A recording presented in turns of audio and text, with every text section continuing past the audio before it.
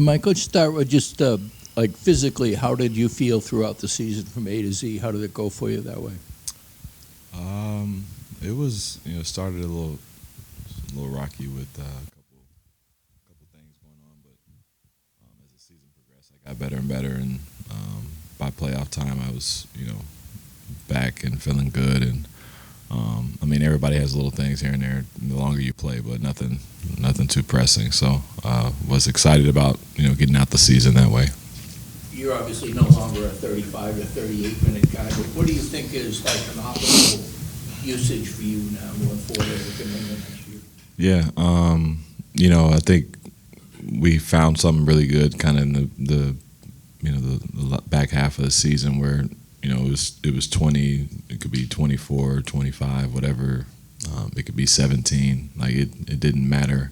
But that range, the body felt real good, recovering and doing the things I needed to do to get ready for the next night. Do you see your role changing or evolving in any way going into next year? Sure. I think my role is one that I've been willing to do anything.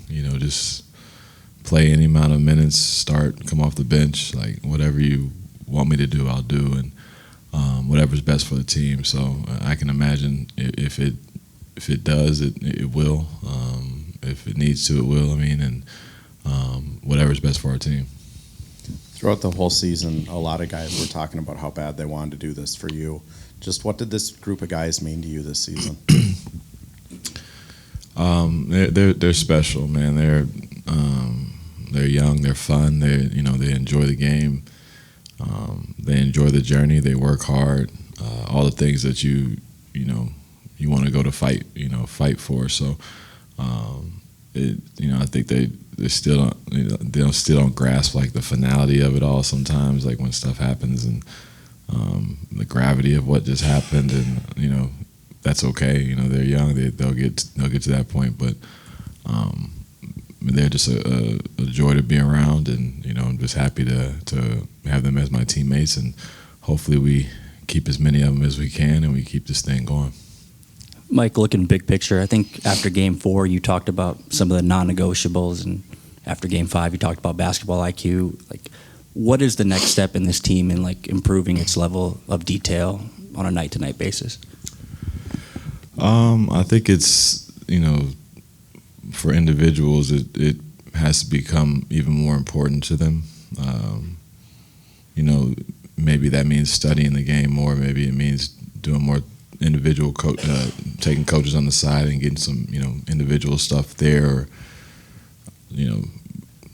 bringing me aside every now and then, and even more often, and just using the minds around you to help you grasp certain concepts and certain things about the game, because it's the game's different than when I came up starting to play, and it may even be taught different at a younger age, or however they go through the circuits and through college. So what I know is a lot different than what they know, and you got to try to bring them up to a certain standard or a certain level where the non-negotiables are things you just do by habit, and not something that we have to ask or show on film 1,000 times. So it'll be on us as a team to try to figure that out. Mike, obviously Oklahoma City is a really tough team, but what do you feel like didn't translate for you guys? With the way you finished the season, the first two playoff series, you guys were playing with such momentum. What didn't translate from those into this series? I think we ran up on a team that, from top to bottom physically, they were, one of the more physical teams we've run up on. Defensively, they were airtight. They did everything,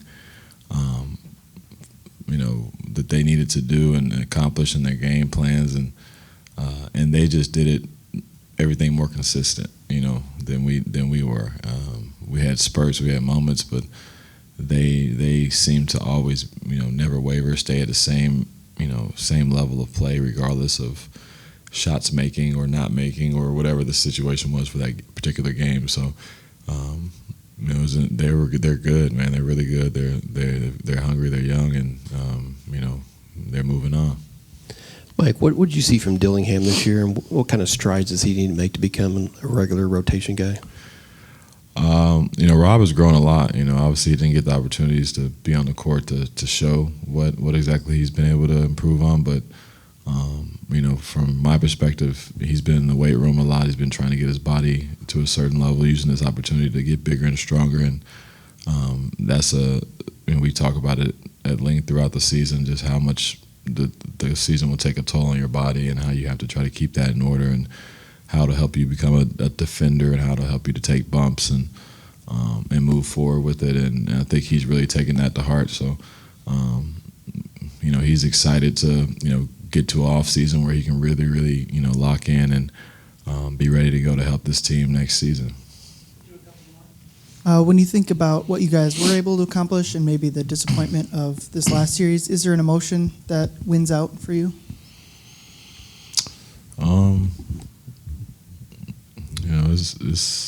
It was a tough year. It really was. It was, like I said last night, I think it's our resiliency through a lot of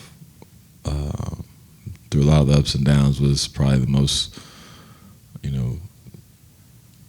the thing that stuck out the most, because it was not easy. It wasn't easy to start the way we did, to make trades and to do all that stuff, and be looked at like we weren't going to be much anything throughout the season, and to fight through that and kind of stay together and not worry about it, and choose to figure it out and not let it overcome us. And that's what was special about the unit, and what's special about being here. So I was just thankful that we found it, at least to a point, to the end of the season.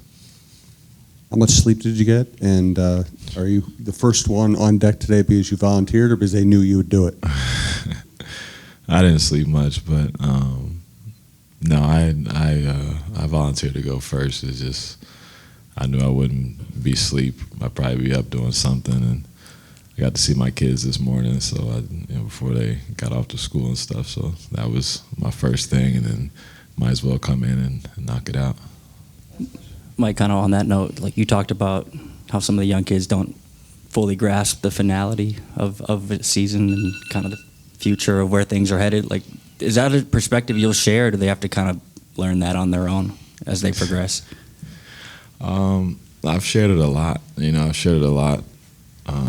But it is something that has to be learned through their, as they get older, as they age, and in this game, however many years they're lucky enough to play. For me, it's been half my life, so it's a long time, and it never gets easier.